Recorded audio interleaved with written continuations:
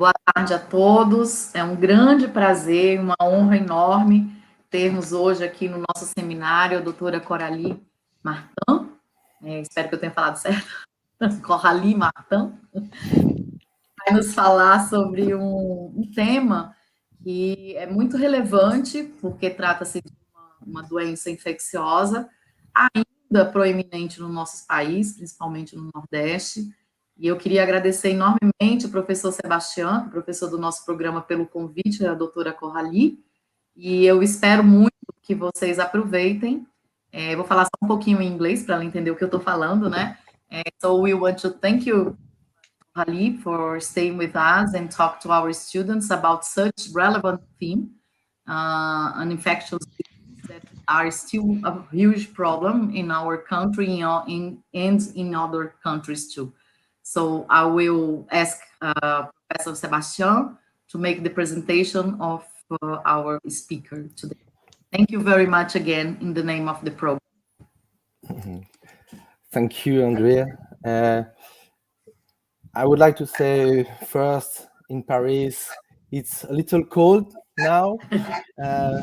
Now I'm going to introduce you to my French colleague and friends, Dr. Coralie MARTIN. She obtained her PhD degree at the University of Pierre et Marie Curie of Paris in 2001, when I started my PhD. Oh yes, we are old friends. Currently, she's a professor of the National Museum of Natural History of Paris and head of the Laboratory of Parasitology and head of the Zooparasitic Nematodes collection. She's a member of the French Society of Parasitology, of which she was president, and member of various scientific evaluation committees. As you understood, her main research teams concern filarial parasites, their biology, their host immune response in filariasis, the diversity of filariae and strain of Wolbachia bacterial endosymbionts, and the study of new anti-helminthic molecules and the understanding of the mechanism of action.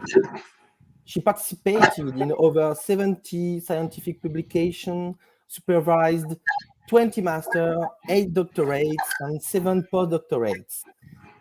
Since several filarial species are responsible for tropical disease, as Andrea said, I'm pretty sure her talk is of great interest to all of us. Have a good seminar. Please, Coralie. Now it's with you. Merci, Coralie. Thank you, Sebastian. So let's start. So today I've been asked to give you a talk about filariasis, and I thought the idea was to give you something about where do we stand in filariasis. So as you may all know or not, filariae are filarial nematodes. They are worms indeed. They are tissular worms. And what is original with these worms, they are transmitted by an arthropod vector. It's a real particularity of filariae. And filariae are parasites of terrestrial vertebrates, including crocodilians, human, birds, rodents, mammals, whatever, as long as it is terrestrial. And you will see later in my talk, but there is an extra participant in this association. It's a bacteria, an endobacteria, which is Wolbachia. So altogether, it's quite a complex association, and I will try to give you an overview of everything. And if you need any extra data, just let me know. So let's start with the diversity and the biology of filariae. So as I said, filariae are parasites of terrestrial vertebrate. As all nematodes, they have a life cycle with 5 stages. So the first one being the L1, or we call it microfilariae. So microfilariae are either in blood or in the skin of their host, vertebrate host. It depends on the species of filariae we consider. So the first stage is the infective larvae, L3, and this is the one transmitted by hematophagus arthropods to the vertebrate host. And adults, which are the stage 5, or L5, are tisular worms with very different localization depending on the considered species. So speaking of adults, the localization of adult filariae can be divided in four positions for different position in their host. So I would put together filariae belonging to the genera like Onchocerca, Loa, Dirofilaria, Manzonella, Sarcopithifilaria. Coralie, the slides is frozen in the first one. Oh, why? Because mine is going well. No, not for us. It's Okay. frozen the first one, the title one. So how do I do that? Control. You have to put in presentation mode. Is it for you? Because for us, it's not in presentation mode. Okay. Share again. Partager l'écran. Partager l'écran.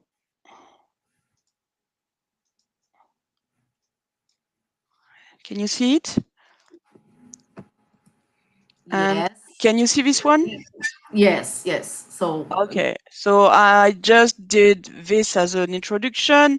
The title, you see it, and I was there about the description of the cycle, and now I was about to give you information about the adult localization in their host. But it's not full presentation mode. When I do that, I come back to number one. That's strange. Okay, let's see. So here you see the change. Yes. We saw the change, yes. But if I put it full screen... yeah, now it's okay. Now it's fine. So is it enough? Again. Yes. Pass okay. Again, just to see if it's passing. Yes, okay, it's fine. Okay, let's go. So, as I said, the adult filariae can be either in the dermis or subcutaneous tissue. So you have a batch of genera which are located there. Or they can be in lymph nodes or lymphatic vessels. Or they can be in cardiopulmonary circulatory system. And finally, some of them can be in coelomic cavities. So now that you know what is a filariae and where do they live, I'm going to give you a bit of information about the diversity and the taxonomy and the phylogeny. So filariae all belongs to one family, the Onchocercidae.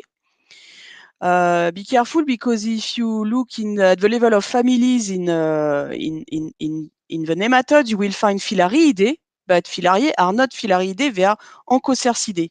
It's quite confusing, but unfortunately it's like that. So in this family, you have eight subfamilies, quite unbalanced, as you can see, because there is one which is very large, the Onchocercinae, and some which are very small, like the Icosielinae. Altogether, we have up to now about 90 genera described for about, I would say, 600 species up to now described.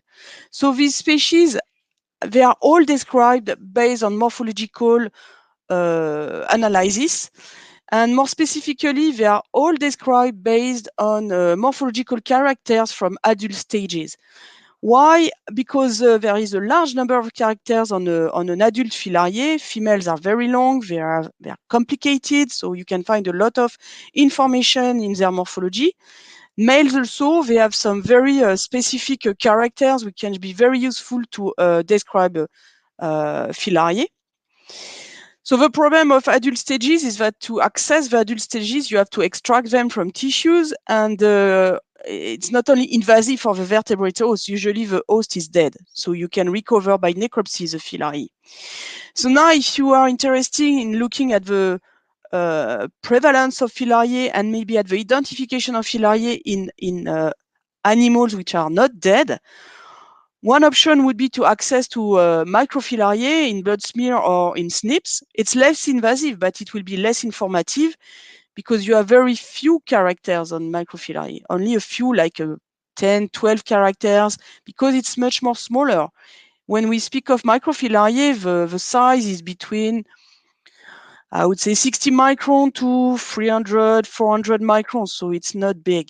And on the other side, in adult stages, you have in some species, some females we can reach even 1 meter. So of course you have plenty of characters in long worms.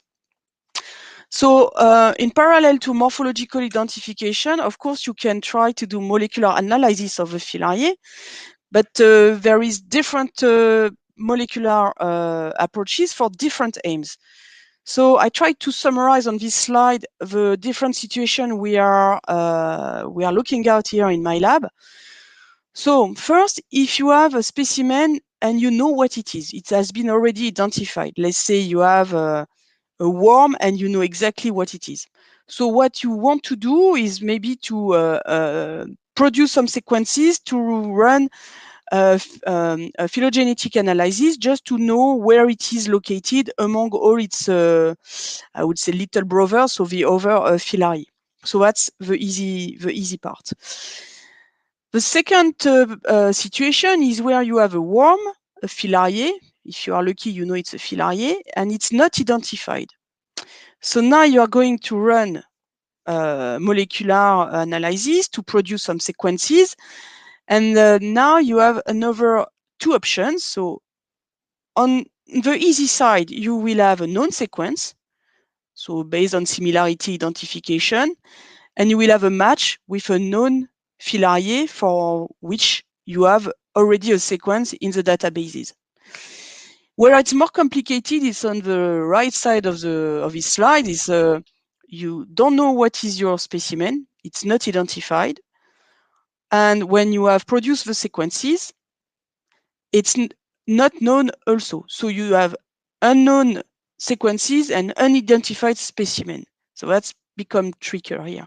So what you're going to do is you're going to put all this nevertheless in a matrix you have for phylogeny, and you will work by grouping the sequences with other known sequences you have in your matrix, and you will try to identify a putative new species, or at least a putative new taxon, sorry.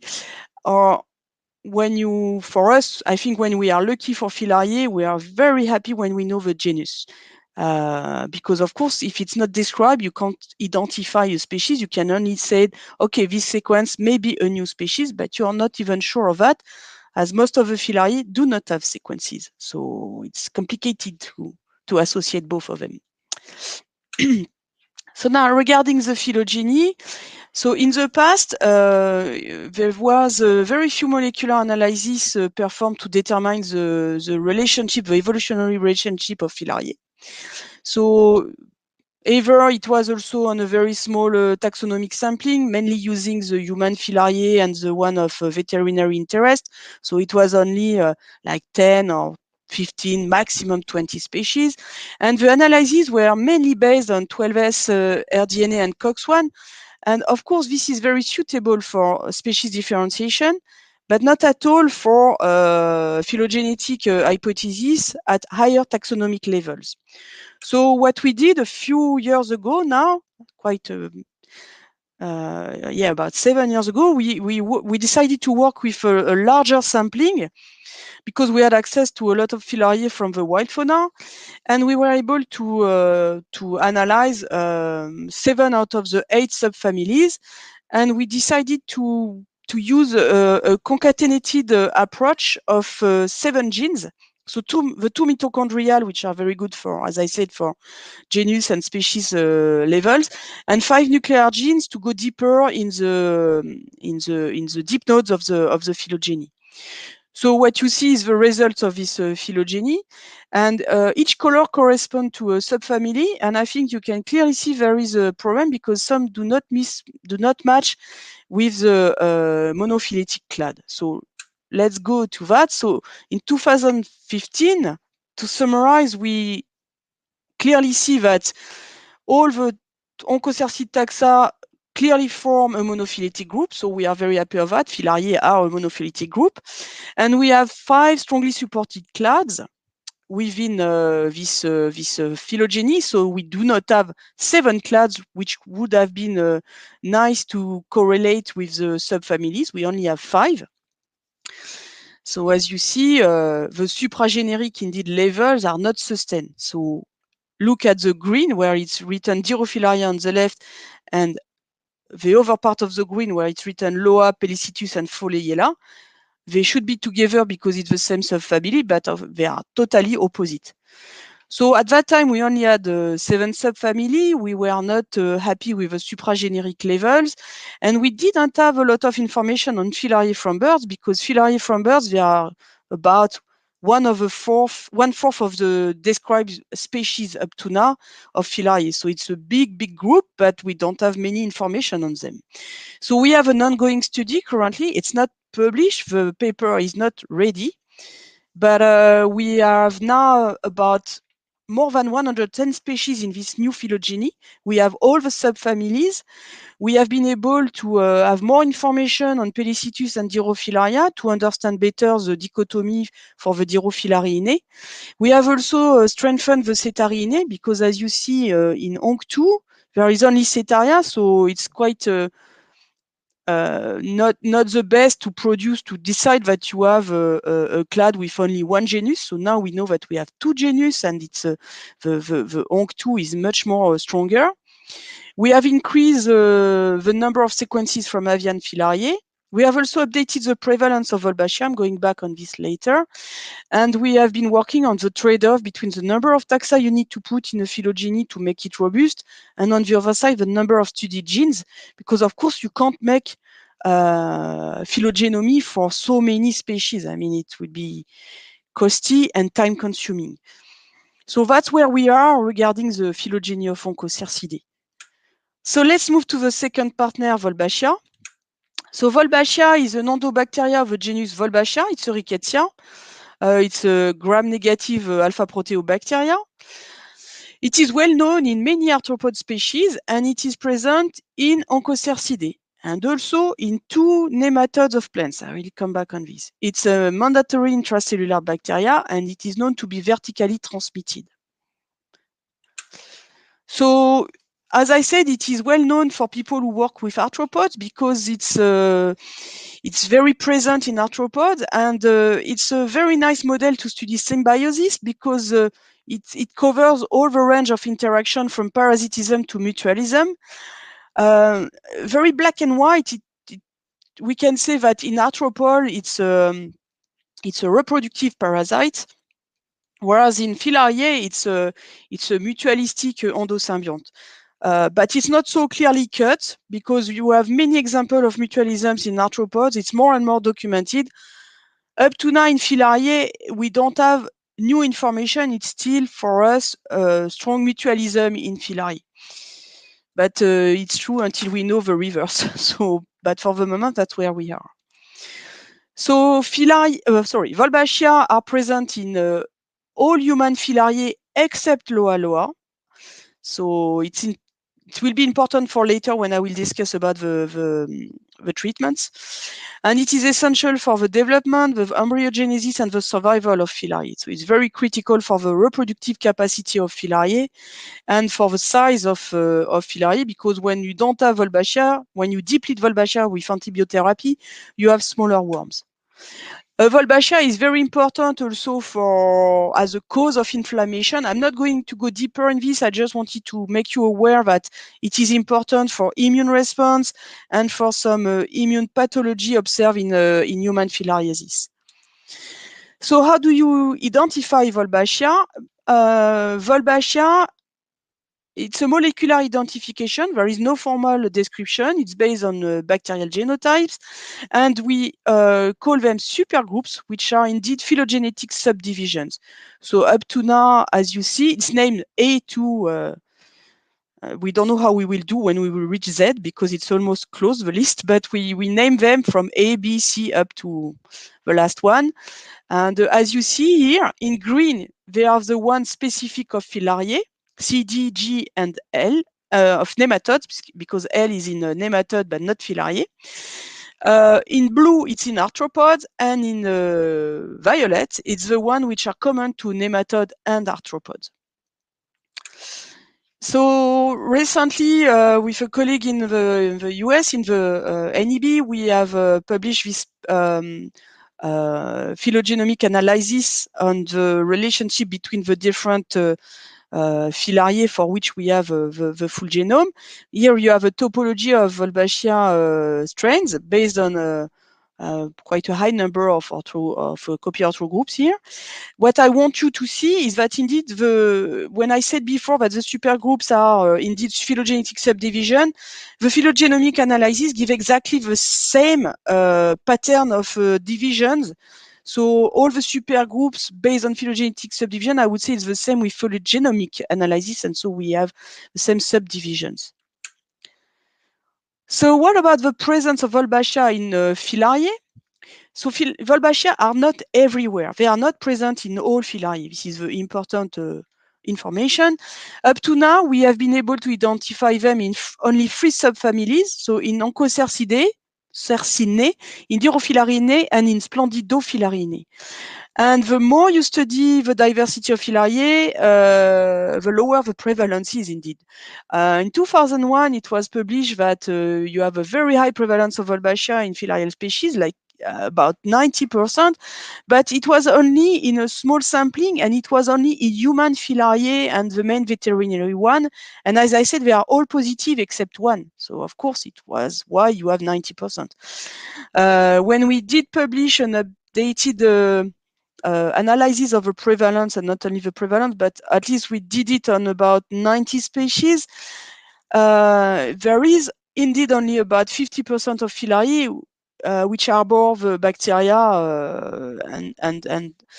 and what is important also to know is that when you study many specimens of the same species, we always found all the specimens positive.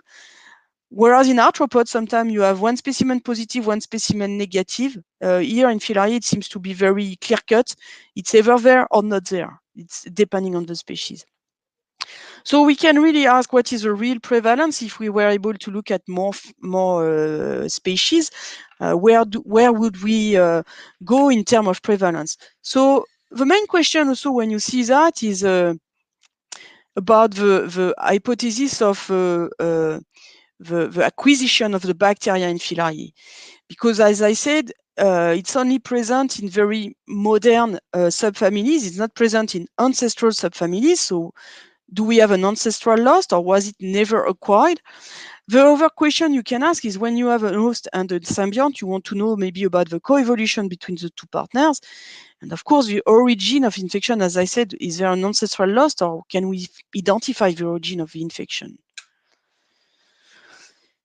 So when I said previously about the number of the prevalence of Wolbachia, presence absence, if you put that on the phylogeny we produced in 2015, here you have in bold the species with Wolbachia, and not in bold, in pale gray, the species without.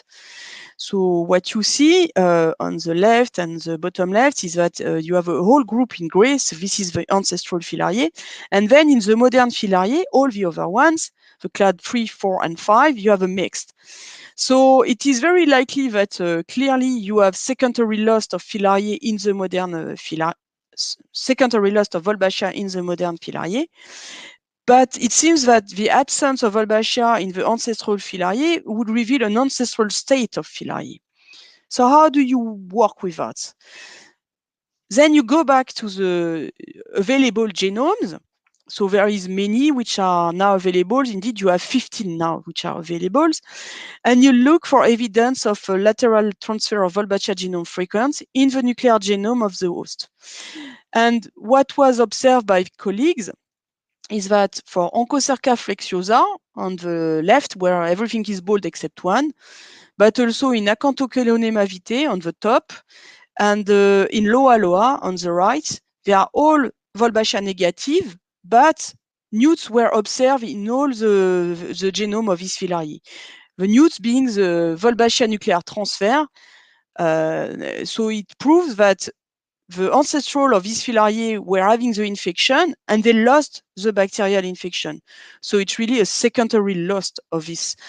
And up to now, when we do the same type of analysis on the genomes of ancestral Filariae, nobody has been able to demonstrate the presence of newts in this ancestral Filariae, meaning that the absence is likely to be the ancestral the real situation of the absence of Wolbachia is normal. It was not there. It was acquired after with the modern Filariae. So we did also some work with the coevolution. So the problem of the coevolution, I will come back later on this, why we have this type of analysis, is because we do not have a clear phylogeny with Wolbachia. I will explain just a little bit later. What you need to remember from this is that there is a global coevolution between Wolbachia and Filariae, as it was already many times hypothesized, but it's not so clearly, it's not always the same. It depends on the association between Wolbachia and Filariae. So to summarize, if you have a supergroup C and G of Wolbachia with their host, you have a strong congruency, so you have a very good coevolution between the host and the Wolbachia. Whereas if it's D and F, you have a weak congruencies, and so the coevolution is not so strong. And this global coevolution we observe altogether is totally connected with multiple events of LGT, and that's where the people are now trying to understand how it works. So speaking of phylogeny, this is an ongoing work again, so I'm not going to give you the full results, but so what I show you is a topology on the left. I already showed you another one before. It's unrooted. You don't have roots here. Okay, it's good for the relationship between the different clades, but you don't have any information about the origin of infection there. On the right, you have a rooted phylogeny with the classical outgroup, which are Ehrlichia and Anaplasma. But here you see clearly the problem is that you have a very long branch attraction. So it's a real artifact, and it doesn't give you enough information about the origin of infection because everything is attracted by these two outgroups. So we need to work on this phylogeny. And what we have been doing these last years is to work with arthropods, mainly springtails, to increase the number of taxa in the matrix. And we have decided also to do something which is not classical, is not to choose an outgroup which is something close but different from the Wolbachia, like Ehrlichia and Anaplasma, but to force the rooting on L, the nematode, the Wolbachia genotype present in a plant nematode for many reasons, but I'm not going to go deeper in this. And from then, we have decided to infer a global phylogeny of Wolbachia with a root of L, and the topology is quite strong indeed, and we have decided to put all the available supergroup in this phylogeny, except the one with some hesitation. There is a few missing supergroup, but because they are not very robust, we think. And that's where we are at the moment. We have finished to write this paper. It's about to be submitted, so it's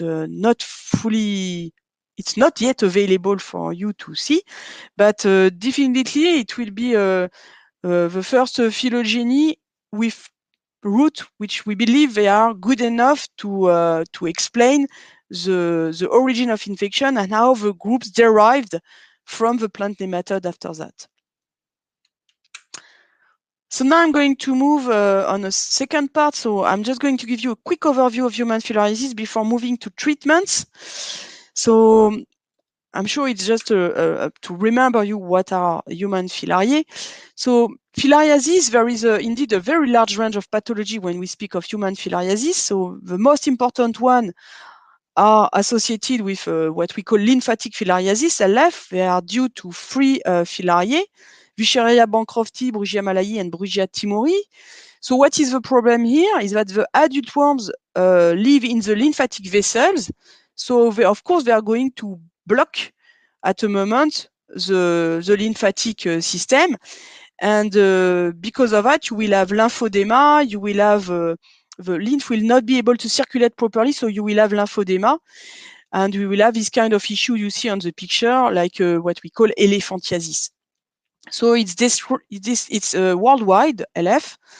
many Southeast Asia, Africa, and you have a little bit here in Brazil, as I was discussing with my colleagues. If I understand well, you still have some in the northeast of Brazil. But microfilariae here live in the peripheral blood vessels, and they have a periodicity. So if you want to do the diagnosis of LF, you need to check the blood in the evening, not in the morning, because the microfilariae will only present in the blood circulation in the evening. The second important filariasis in human is onchocerciasis. So here it's different because the adult worms live in subcutaneous tissue in nodules. As you can see on the head of this little girl, there is 2 nodules here. The microfilariae migrate to the skin and the eye, and they are responsible, not the adults but the MF, of inflammatory mediated skin and ocular diseases.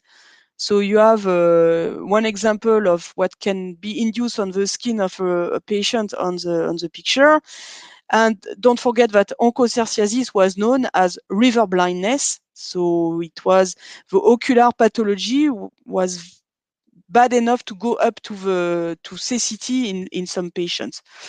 It's mainly an African pathology, even if you still have a few spots in South America, in the north of South America, and I think you have, unfortunately, still a spot at the border between Brazil and Venezuela. I think it's maybe the last remaining spot in this area of the world. So finally, the third important human pathology is due to LOA. It's loiasis. So there, the adult migrates through the subcutaneous tissue, and occasionally they can cross superficially the subconjunctival tissue. That's why we call it the A worm. And usually it's very easy. You look at the eye of the people and you can see the worm moving inside. And one also of the described pathology is the calabar swelling on the hand of the people. So again, it's also a problem with lymphatic draining. It's focused in Africa, in a few countries, and it's very important to do the diagnosis of loiasis because of the adverse events you can have if you treat without knowing that you have LOA in presence, and if you go for a treatment of LF, of onchocerciasis, without knowing that you may have also a co-infection with LOA. As you see the maps, it's clearly evident that in Africa you can have 3 diseases together, and you unfortunately will have patients with 3 pathologies. So you may also see some publications with Monsonellosis. They are due to Monsonella perstans, Monsonella streptocerca, and Monsonella ozardi. I'm not going to go deep in these ones. Perstans is becoming more and more present in Africa, unfortunately, and it can have some small impact, but nevertheless, Monsonellosis are not very pathologic, but we don't know so much indeed about them. So it's also we don't know what are the consequences of co-infection with Monsonella, with the other filariae. And I would also like to draw your attention on the last point, which are zoonotic filariasis.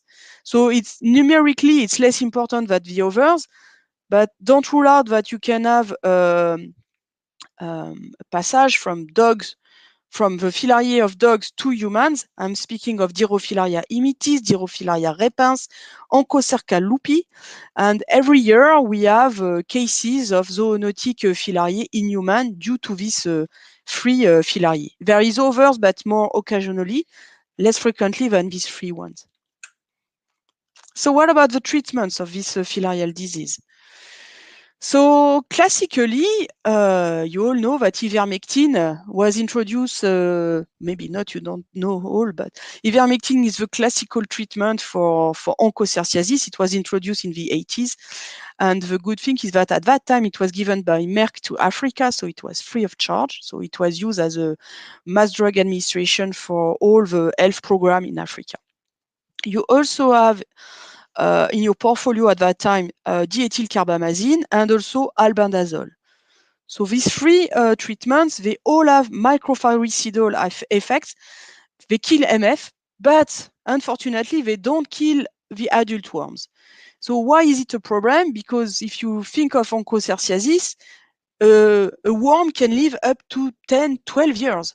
So if you stop the treatment, the worm is not dead and it can start to lay again some microfilariae, and you will have again microfilariae, and you can have again transmission of the microfilariae. So you didn't stop the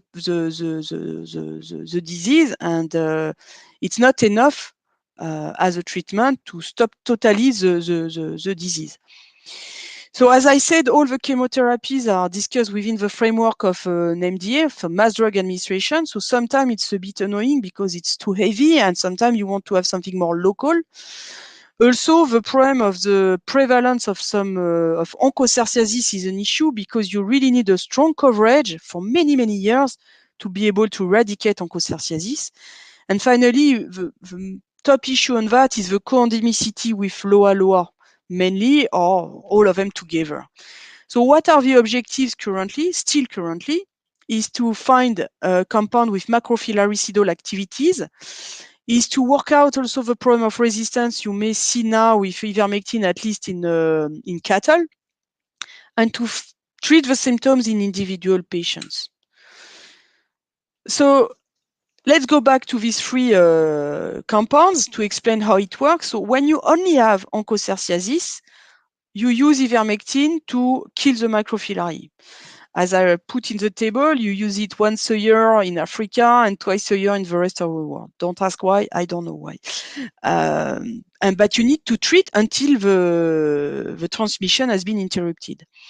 You can't use DEC because if you use DEC when you have onchocerciasis, you will induce a severe inflammation due to the dying microfilariae in the skin. It's what is called Mazzotti reaction. And that's how you also increase the risk of blindness. So not a good idea to put DEC when you have onchocerciasis. Now, what do we have more recently in the portfolio for onchocerciasis? We have moxidectin. It's the same family than ivermectin, and they are all belonging to ivermectin. But it's a bit better to kill the microfilariae. As you see on the graph, you have a rebound after treatment with ivermectin, not a strong one, but you still have a rebound. Whereas with moxidectin, the rebound is much lower and will take much longer also to be very obvious.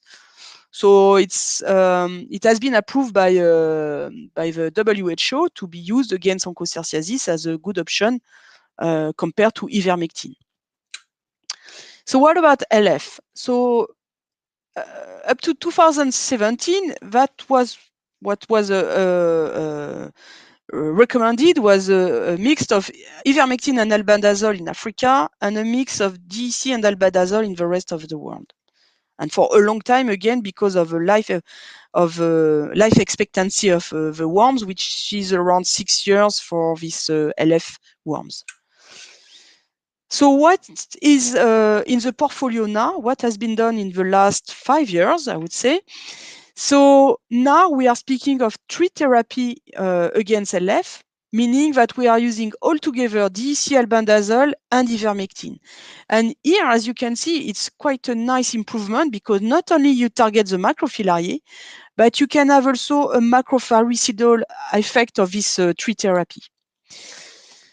So just to give you an overview of the good effect of this 3 therapy. So this is the original paper, I think from 2017. So where you see on the left a mix of DEC and albendazole and the reduction of the microfilariemia after 1 year. So it's quite good, huh? It's not bad. But when you put together DEC, albendazole and ivermectin, you don't have any more worms. It's over.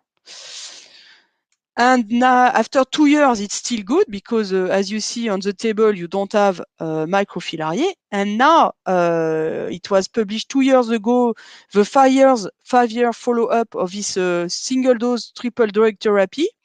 And as you see, it's still very potent. So with only 1 single dose of triple drug therapy, 5 years later, you still do not see microfilariae. It's quite amazing, these things. So it has been totally approved by the WHO, and now it's the recommended treatment.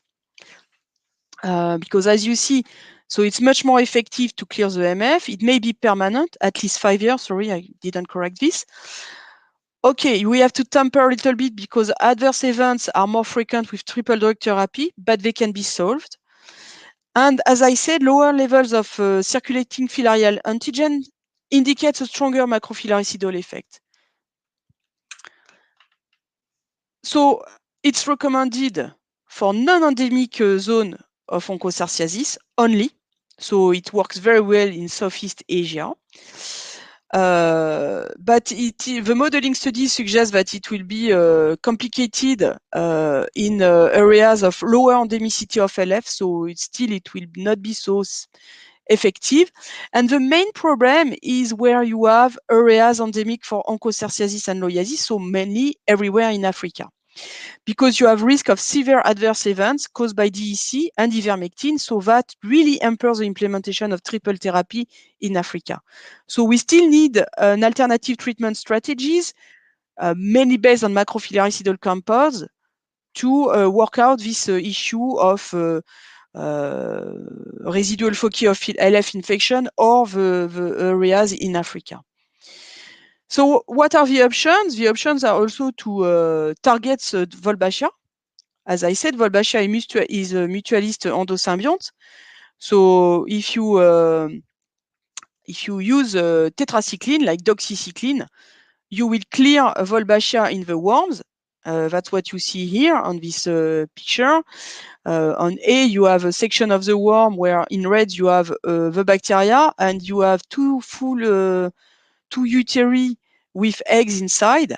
And then in B, you have after treatment with doxycycline. So as you see, you don't have any more Volbachia, and the uteri are empty. So you don't have any more production of eggs of microfilariae. So you have a good sterility of adult worms. And doxycycline is also partially macrophyllaricidal in onchocerciasis. You have the same result with LF. So clearly a strong reduction of Volbachia, strong sterility of adult worms. And you also see an improvement of the lymphatic dilation after doxycycline treatment, so which is a good point. On the right here, you have grades of lymphatic dilatation. So top is normal, bottom is pathologic, strong pathology. So you have an opening of the lymphatic vessel, which is not normal. But with doxycycline, you can reverse that. You can come back to a more normal situation of lymphatic vessel. And it improves also the skin texture of the patients on their elephantiasis. So this is what is recommended for doxycycline treatment, but the problem is that doxycycline is not in accordance with the current target product profile of the WHO. So the target product profile currently is death of permanent sterilization of adult onchocerciasis worms. So the target is clearly onchocerciasis. And you have many other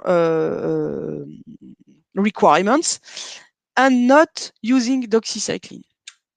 So there is many studies for the last 10 years. We participated in my lab to some of them for the preclinical screening to identify new compounds. And the portfolio, the current portfolio, so sorry, I should have updated this. It's the same, but it's the date is different. So we have in our portfolio 3 molecules, I would say mainly, emodepside, oxfandazole, and a derivative of tyrosine targeting Volbachia.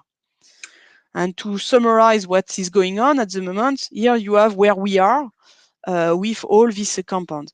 And one which is also very workout at the moment is coralopyronine A against Volbachia.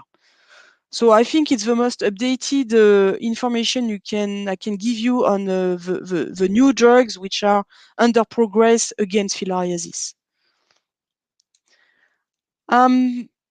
May take a few extra minutes to show you what we do in my lab in terms of more fundamental work regarding the biology of filariae. Sebastian, you have to stop me when you want me to stop. The filariae... Be okay, it's fine, very fine. Okay, thanks a lot. So what we notice working on the diversity of filariae is that many filariae have been identified in the lung. So it's not the main localization for human filariae. Nevertheless, Manzonella perstans is present has been described with pathology in the lung or in the pleural cavity. But in the wild fauna, you have plenty. And in dogs, when you consider Dirofilaria imitis, it's very present in cardiopulmonary system. So it's connected somewhere to the lungs. So we have a model in the lab from rodents, but it's the only model currently available to really work out the immune responses, screening of treatments on a preclinical phase. Why? Because human filariae don't develop in a rodent model except Brugia in gerbils, but it's the only one, and it's not mouse. It's always better to work with a mouse model because it's smaller, it's easier to manipulate. So in our model, the adult worms live in the pleural cavity like Manzonella perstans. The MF are in the blood and they circulate in the lungs also. And we address the question of the migration of infective larvae because we didn't know from the moment the larvae are delivered in the skin by the vector, how do they manage to reach the pleural cavity where they settle and develop and become adults and lay their eggs? So that was a black box at that time. So just to give you a few information, when we speak of filariae and infective larvae, it's not a single cell. It's very big indeed. So you have a worm which is about 1 millimeter length. So it's quite with a powerful musculature, a lot of sensorial organs, and they move very well like a little snake. So they have very well coordinated A-shaped curves from head to tail when they move. And they can excrete also a lot of excretory secretory products with various functional properties, which help them to move inside a not friendly environment. So what we did at that time is that we hypothesized that lymphatic vessels were essential for the filarial success of infective larvae. So if you start with the number 1, the bottom of these figures, so they definitely need draining lymphatic vessel to reach the pleural cavity, because when we did surgery on mice to induce lymphedema in the tail, when we lost the functionality of lymphatics, we didn't have any more infection. So clearly you need lymphatics, efficient lymphatics to have a full infection, full filarial infection in the host. And once, okay, they go in the lymphatics, they need the lymphatics, but how do they reach the pleural cavity? So now we know also that to reach the pleural cavity, they have to go through the thoracic duct, because if you cannulate the thoracic duct, you can find them in this environment. Thoracic duct is important because if you go back to anatomic book, lymph is drained by lymphatic vessels. They all go together to the thoracic duct, and thoracic duct go in the blood circulation. So from the blood circulation, we hypothesize that they went through the lung circulation and that somewhere they had to exit in the lung. We don't know how, to reach the pleural space nearby the lung. Sorry. We also notice that not all of the inoculated L3 were able to make it to the pleural cavity. It's only a percentage of the infective larvae which can make their way to the pleural cavity. That's what we also evidence using this kind of tomography assay, because most of the infective larvae do not leave the site of inoculation. Only a part of them can go further in the body of their host. So the successful L3 indeed enters the lymphatic vessel of the skin. As you can see here, mainly the two slides, the two pictures below, you have a nice L3 inside lymphatics. So in pink, I'm sorry, pink is not the best color. Pink is podoplanine, and podoplanine is a marker of lymphatic vessels. And the filariae is stained by classical treats, so it's blue. Sorry, it's red. So how fast do they do that? Minutes after inoculation, indeed, we can pick them in the lymphatics. So here it's 18 minutes after the intradermal injection. We find them in the lymphatic vessels and in the draining lymph node. But I'm sure they can go faster. It's just that the time to settle the system, we couldn't go faster than 18 minutes. And they don't enter anywhere in the lymphatics. they enter into the collectors, but not in the capillaries. So I was sure they would go in the capillaries at that time, but not at all. They were not able to enter the capillaries. And now I think I know why. It's because it's too small and the elasticity is very different. So indeed, they do not randomly enter the lymphatic. They just access the lymphatic system through the collectors. How do they do that? I just try to... Yes, it works. Can you see the movie? I think you do. So it will take a few seconds to appear. Here you have the mesh of blood. Yes, we can see. We can see. Okay. Excellent. So I want you to look at the filariae moving on the right. She will make her way to the lymphatics. Here you have a mesh of lymphatic vessels and blood vessels. So it's a CD31, so it's stained both. The very intense staining is for blood, but the one with pale staining is for lymphatics. And this filariae with its head, she tried to get inside the lymphatics at the moment. She's sensing the environment and trying to do something. And you will see at the moment she will be very successful. There, you see? She enters the lymphatics. And now she's in the lymphatics and she will be able to go further in the host. Okay. So when they enter the collectors, they use the valves, and you can know that you are in collectors because you can see the valves. It's very obvious to know where you are in the lymphatic system. So usually you pick them because they are stuck at the level of bicuspid valves. As you see here, they don't enter nicely in the lymphatic vessel because they crash the basal membrane and the endothelium. They disrupt it. They disrupt both the basal membrane and the endothelium to enter the lymphatics. So it's not a nice way of entering the lymphatics. And as I said, the valves prevent the retrograde transport of the worm. So once they are inside the system, they follow the lymph. And so they go sometimes slow, sometimes fast, depending on how they pass the lymph. So that's, to summarize, it's for us, it was the first time we were able to evidence the way the infective larvae were entering the host using the lymphatics to make their way inside the host. So as I said, they use the lymphatics because they reach the thoracic duct. They clearly reach the jugular and subclavian veins, maybe the right atrium, the pulmonary arteries, and then the lungs. It was the only logical way to find them after in the pleural cavity. And what we saw by histology is that we clearly see many infective larvae, like you see on the right, present in the tissue of the lungs, inducing a strong inflammation there, and then they cross the mesothelium to reach the pleural cavity. So there is a kind of, it's like a race indeed. You always have the first one arriving and the last one. So here in red is when they are all delivered in the skin and then it disappears from the skin. In parallel, you have an increase in the lymphatics. Not all of them, because not all of them are successful. And then they go through the lungs. So it's not so obvious here because the curve is a bit small because it's difficult to do to disrupt the lung tissue to find all the filariae. And finally, they arrive in the pleural cavity. So within 8 days, they are all arrive in the cavity, and the recovery is 20%, which is what we expected. So in parallel, you have a lot of lung inflammation, but also tissue repair during this 0 to 8 days. So with many elements involved in an inflammatory phase between age 2 and day 4, involving MPO, netosis, IL-1 beta, neutrophils, of course, with a lot of S100A9 proteins released by neutrophils.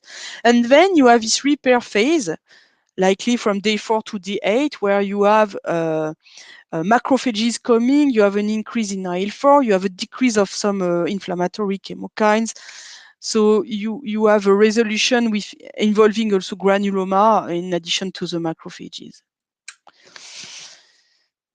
To finish, I'm just going to give you quickly where we are now. We have been working on the chronic phase. So we think we couldn't go further on the early phase of infection, characterizing the lymphatic and the pathology in the lungs.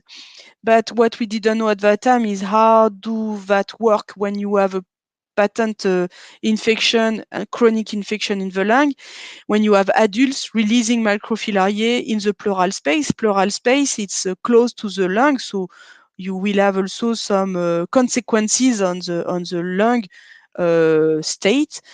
And that's where we have been looking for. So the production of microfilariae, how it regulates the pathology in the lung, if there is a pathology, and which type of pathology do we see, and how is it driven by microfilariae or adults and by the Th2 environment.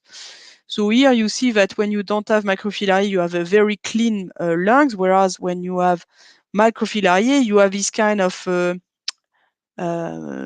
dots on the surface of the lungs, which are polyps indeed, things like that. So here you have a formation of, we call them polyps because we didn't know how to call them. So it's not bigger than granuloma, it's vascularized also. So, and it's close to the pleura.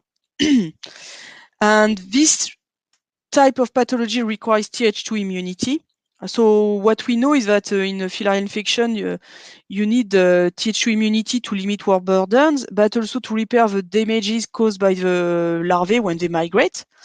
So this requires the participation indeed of many immune cells and cytokines.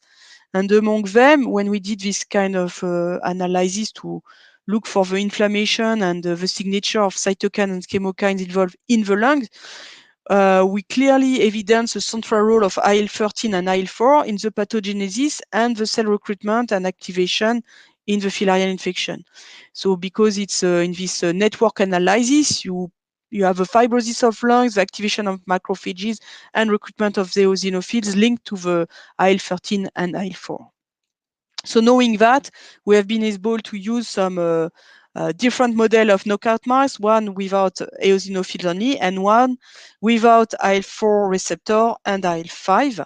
So meaning that if you don't have IL-4 receptor, you can't signal with IL-4 and IL-13. So you will not have an alternative activation of macrophages.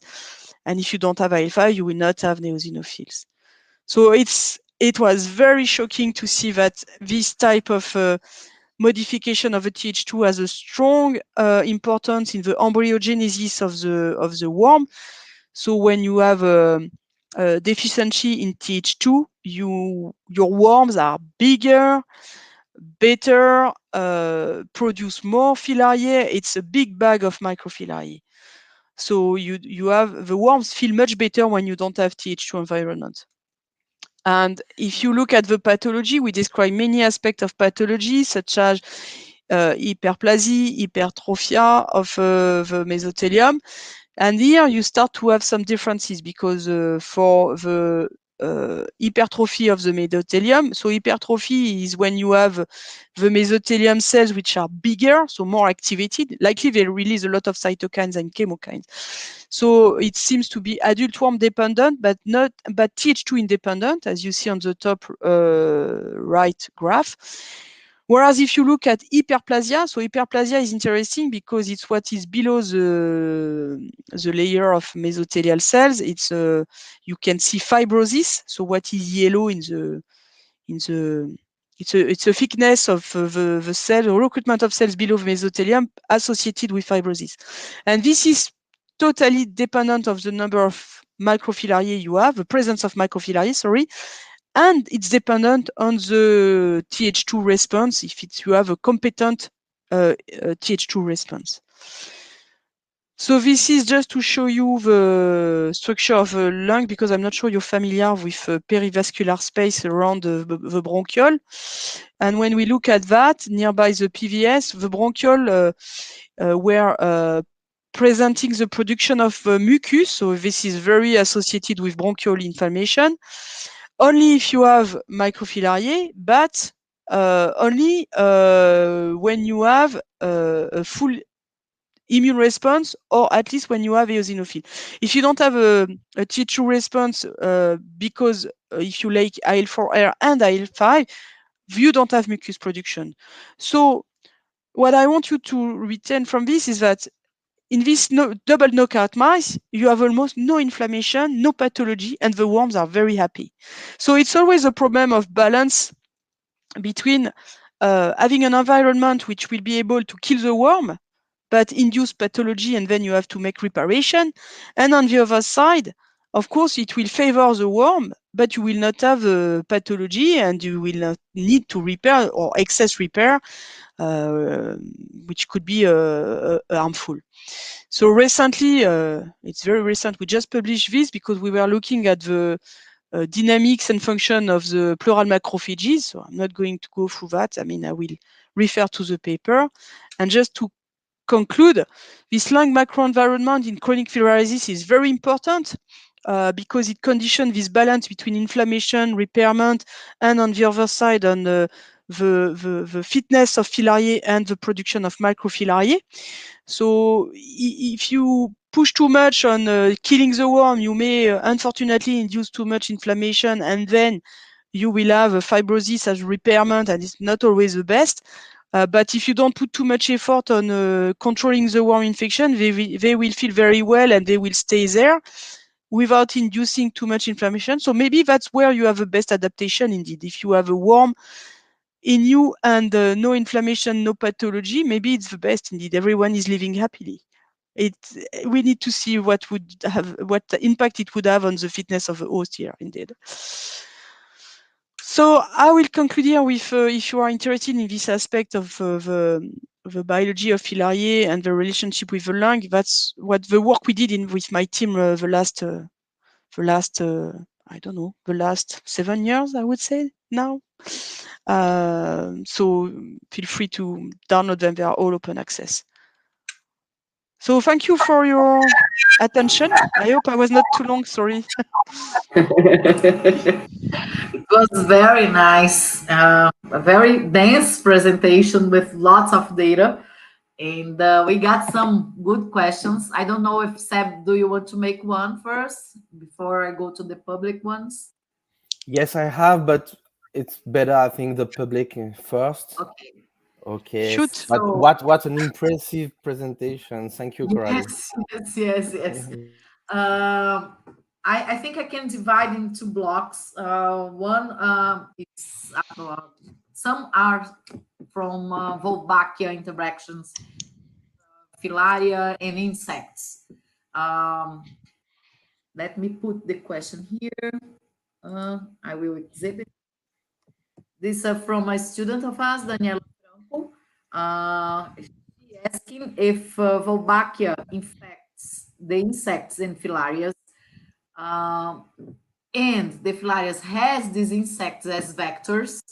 What do you think about this relationship between, filaria, Wolbachia, and the vector of filaria? Do you think that it's a case or a cause or consequence?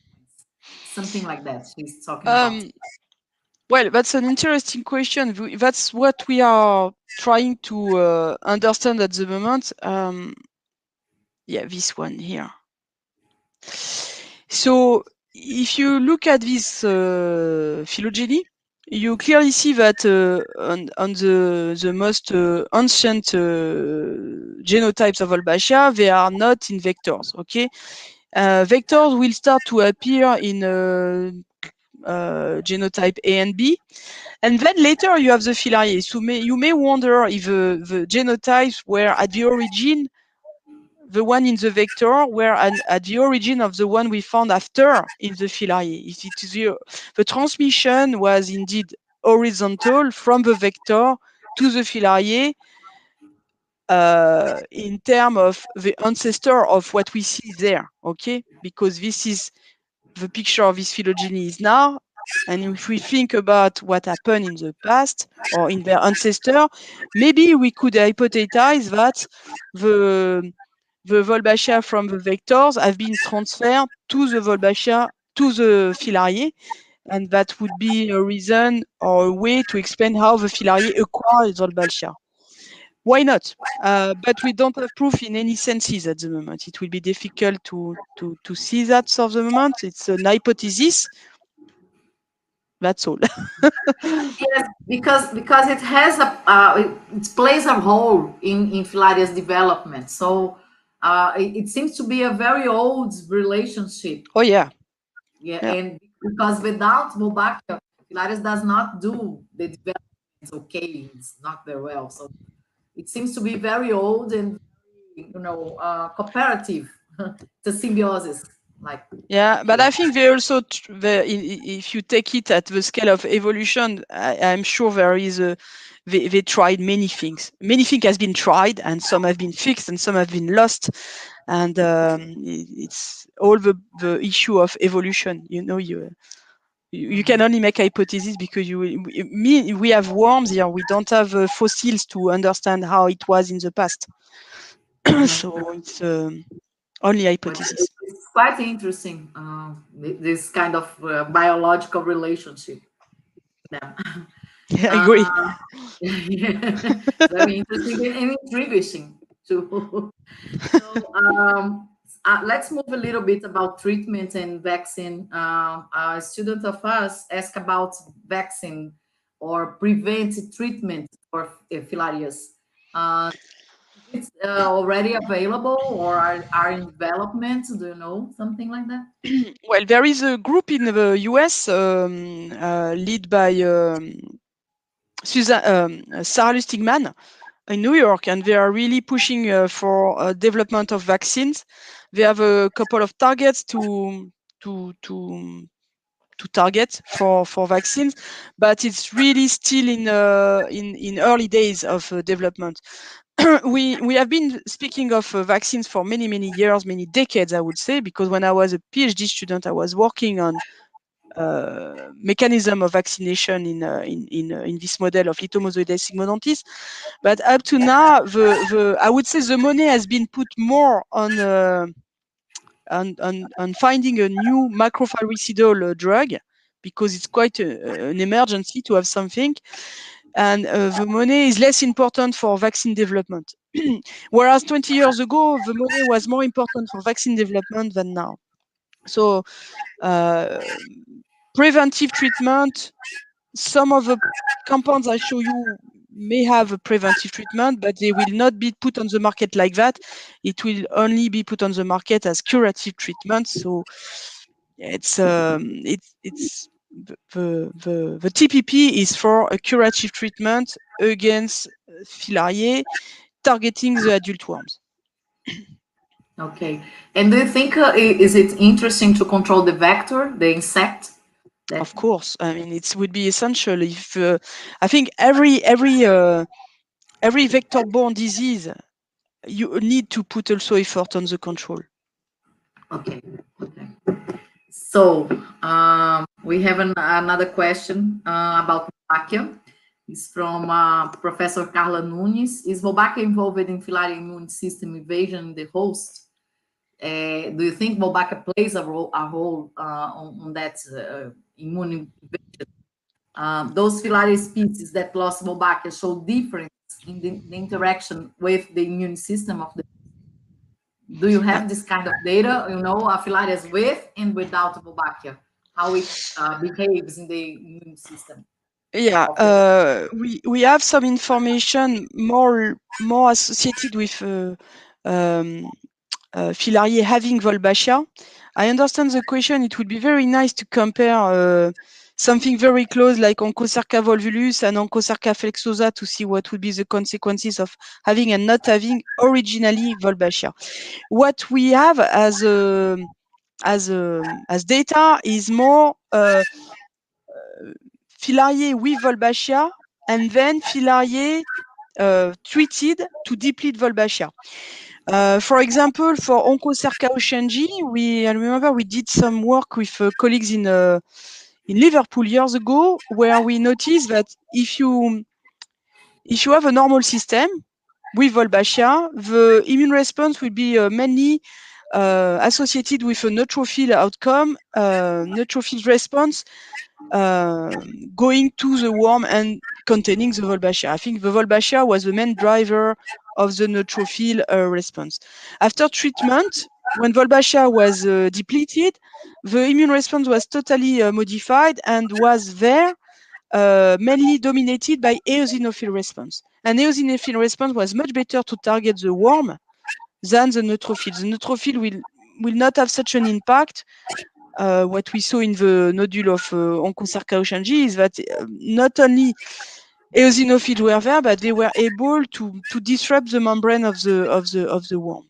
So it's not the same that comparing two close filariae, one having filariae and one naturally not having filariae, but that's what I can give you as an answer for the moment. But I agree, it would be nice to compare Yes. something like that. About the movie, the nice movie, very nice movie, very illustrating movie. Do you know any hole? Is a question from Isa, a student of us. Any role of proteases, especially collagenases, for example, in this process of vessel invasion? No, that would be so nice to investigate this.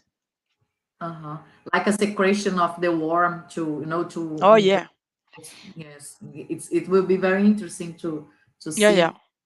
Okay. And also to understand the tropism of the worm because what I didn't tell you is that they only try lymphatic vessels. They don't go on blood vessels. So there is a tropism somewhere. I don't know if it's mechanical only or if it's because they recognize something, and I have no idea how it works. Yeah, it's very interesting too. So we have another question from a student of us, Valdeir Moreira. Very nice talk. I would like to know why during the coevolution between this worm and the human host, this species decides using the lymphatic vessel to colonize the mammal. What we are talking about. I'm sorry, Andre, I didn't understand. I didn't hear very well. Is it not in the screen? Are you seeing the screen? The full screen? Yeah. So he talks that was a very nice talk, and he would like to know if during the coevolution between Filaria and the human host or mammalian host, this species decides using lymphatic vessels to colonize mammals. Do you know any clue about that? No, and I'm not sure they decide by themselves to do something. I think it's more linked to the fact that it's transmitted by a vector. And if you are transmitted by a vector, you are delivered close to the surface of the host, and it's not a good way to stay. You need to go somewhere else. And I think they may have tried different options. Maybe some in the past tried the blood, maybe some tried to live there. I don't know, but it seems that the lymphatics may have been easier to reach. I have no idea why they have this tropism for the lymphatics. Okay. And I think it is likely to be the same with other, not only in mammals, but I don't have proof for that. But I would bet that it's not only for mammals. Okay. So again, about the immune system, Professor Carla Nunes asked if L3 evade granulomatose inflammatory response within the host. Sorry, if L3? L3, yes. Does it evade the granulomatose inflammatory response? I'm not sure I understand the question, but I will try to answer. So the L3, when they cross the when they exit the capillaries of the lung, they cross the lung tissue, and that's where we have a granuloma. And this granuloma is mainly consisted of composed of eosinophils, again, macrophages and lymphocytes. So I think that's they are able to induce this type of immune reaction, which is a cell reaction. And we have measured also many immune parameters, as I said, before day 4 and after day 4, before they reach the pleural cavity, and that's where we have this difference of immune response depending on the moment we are measuring the parameters. Okay. So we have another comment and question from a student of ours about this chemotherapy involving controlling both Wolbachia and Filarias. What do you think will be the prospect to have this chemotherapy accepted and used to control Filarias? Well, in some aspects, people are already using both therapies. As I said, I discussed at the beginning that everything is done under a mass drug administration, so it's a kind of large public health analysis. But for individual areas, more localized areas, it is used the mix of macrofilaricidal and doxycycline, so targeting both Filariae sensu stricto and Volbachia. So Okay. Volbachia is nice. Doxycycline is nice to reduce also the burden of the filarial disease, and you can complete after with a classical macrofilaricidal drug after that. Again, I would say it depends what kind of filariae you have there. I mean, if you have a co-infection, multi-infection or not. If you have LOA, it will not be useful to go straight to LOA only because you don't have. But imagine you have oncocerca and LOA. If you use doxycycline, it will target oncocerca, not LOA, so it will decrease the burden of oncocerca. And then you can you can try to get rid of what of LOA without giving a treatment which would be disastrous for LOA, but useful for oncocerca, but giving adverse events to LOA. So that's how you can combine the treatments also. Okay. Okay, Sebi, I finished all the questions. I some just to because they were repeated, and I make some to Very pick good. one. A Do you have lot of any questions subjects to was very good, Andrea. Coralie, yes, I would like to know if are there specific virus to Filariae, because we are in the virus area now. It could be a control. It could be a control. It could be. You know, I'm not very good on that question, but I spoke with, I have a colleague of mine who's working on Volbachia for many years. And the last time he came to the lab, we did some electronic microscopy. And he told me that he thinks there is some viruses nearby what we call the ovarian rachis. So where indeed all the bacteria are grouped at the beginning before they explode through the filariae. So I only have this word, so I don't know, but maybe. Maybe it could be a good control target. You know, virus from this I spore. agree, but we would need to characterize this first. But maybe there is something. Okay, perhaps just one more to finish. So this week I read a paper about, the title is, it's a new paper, where have all the diagnostic morphological parasitologists gone? And you know this paper, and in the Journal of Clinical Microbiology. And since Coralie, since you are in the interface between molecular identification and morphological identification, I would like to know, what do you think about the morphological parasitologists? Are disappearing? Are Jurassic Park parasitologists park? And do you think that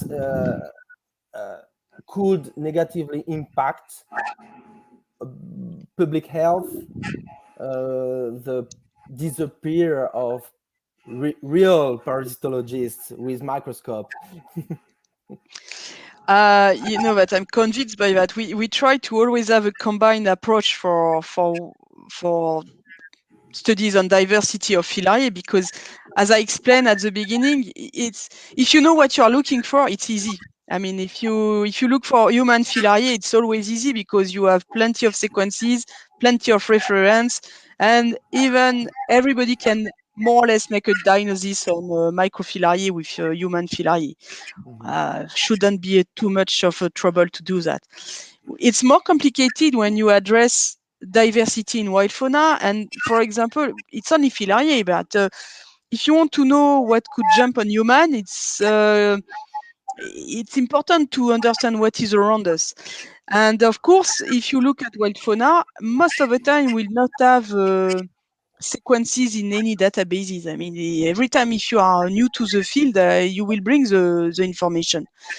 So to describe a species, and even more, if to describe a new species, you will definitely need to combine morphology and molecular analysis. Just to be sure also, and to help you, because sometimes molecular analysis really help you to have a rough idea of your Filariae where it is. And but it will not take up the job to do a morphological description of the worm if it's new. Why? Because it's in the taxonomic rules. I mean, if you want to publish a new species, you have to describe it, at least to give a picture. I would say it's the minimum to do. But you can't publish only sequences and say, oh, I have a new species. This is totally wrong. So you need to follow the code of zoological code of nomenclatura to do the job. So, and for Filariae, if you only put a picture, I mean, picture, sometimes it's not good enough.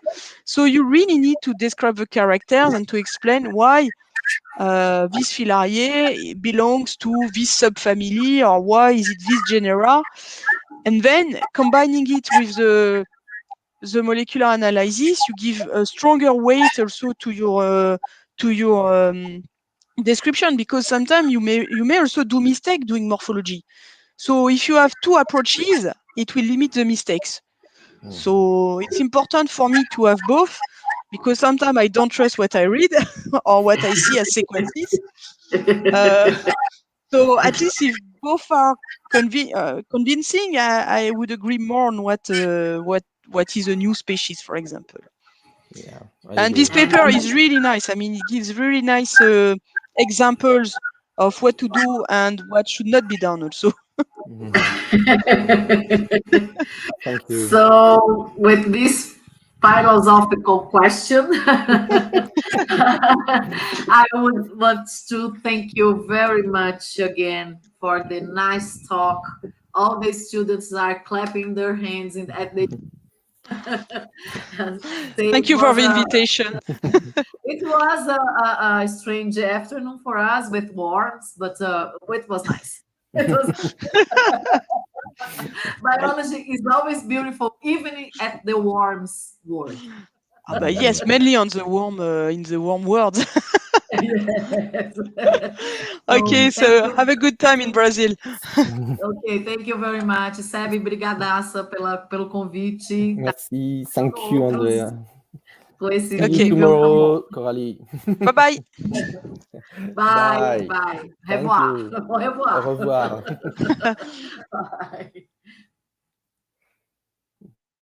Pronto, encerramos a transmissão.